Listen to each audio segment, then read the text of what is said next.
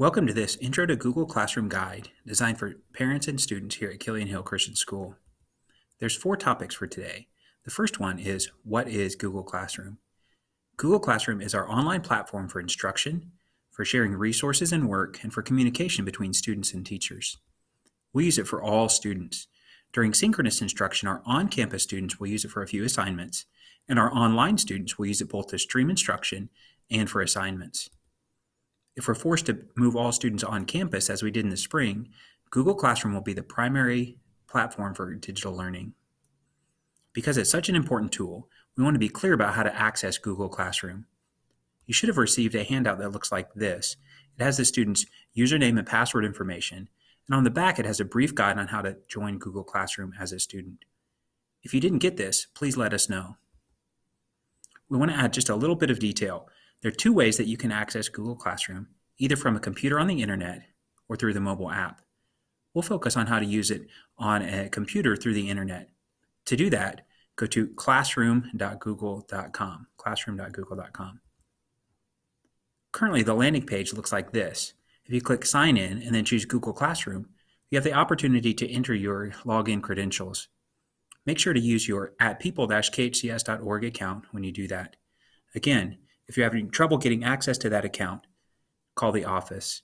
If you have any other technical issues that you can't resolve, email techsupport@khcs.org. Once you're in Google Classroom, in order to connect with one teacher, you have to join that teacher's class. There are 2 main ways you can do that, either manually or you might be invited. Most of our elementary students will already be invited, but I'll show you how to join a class manually. Most of our secondary students will join a class manually by clicking the plus Join a Class button and then entering the class code that the teacher has given them.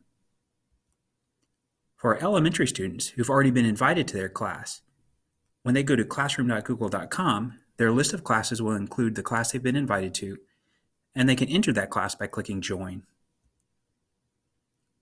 Once they've joined a class, I want to give you a few tips about how to navigate Google Classroom to take advantage of the power of this great tool.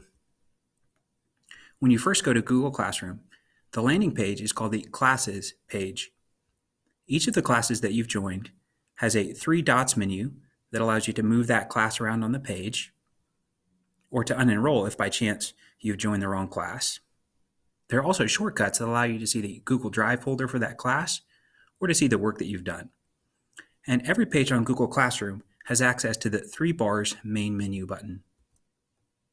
That main menu button includes options to get back to the classes page, and then 2 views of the work that you still have to do, the calendar view and the list view, as well as archived classes from previous years and the settings tool.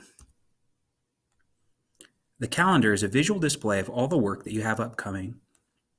It's color-coded by the class that it belongs to. You can see all classes, or you can filter by class. The to-do list gives you a different view of all the work that you have to do. It allows you to sort between work that is still to do and work that's done, and allows you to filter based on class. Pay attention to the settings menu. It allows you to choose which notifications you'll get. I encourage you to get all notifications so you know what's going on in all the classes that you're a member of. Within each class, there are 3 main sections called tabs. There's the Stream, Classwork, and People tabs. We'll talk about the first 2 briefly. The Stream tab is used for announcements and for asking and answering questions. If you have a question that you'd like to ask, typing it here will let your whole class see it. The Upcoming tab, or Upcoming pane, includes work that is upcoming for that class. The class also includes a link to Google Meet, where you'll be able to see streaming content. You can get to the Google Class Stream by clicking the Stream button at the top, or by clicking the name of the class in the top left. The Classwork tab is where you'll do most of your work. The main section of the Classwork tab shows all the assignments that your teacher has given you, as well as any material that your teacher has shared with you. Work that's already done is grayed out. Work that is still to be done is colored in. You also have a button where you can view your class, view your work for that class, and shortcuts to the Meet, Calendar, and Drive folder for that class. Your teacher may have also organized your work into topics.